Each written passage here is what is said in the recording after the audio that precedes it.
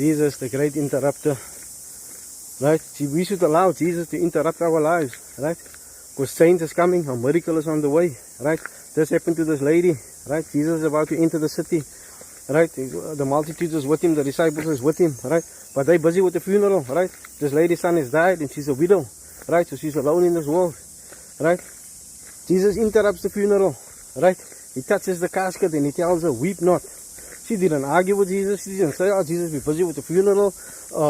My son has died of this sickness and that sickness, and this is my philosophy and all the scientific things and that. No, she stood on his word because he's heard of Jesus and his miracles that he's done.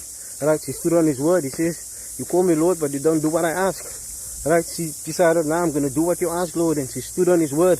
Right? And Jesus raised the son from the dead.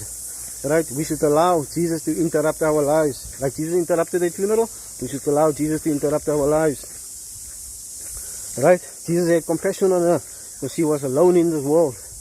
Right? She was a widow and her only son has died. Right? And Jesus had compassion on her. What was important to her, Jesus acted upon that. Right? How much more do we need to act on what's important to Christ? Right? What He wants. Right? What He wants for our lives. Right? He wants our lives, right? And He wants the best for us, right? So let us have compassion on what Christ wants and let us act on that, right? And give it to Him, right? Be blessed.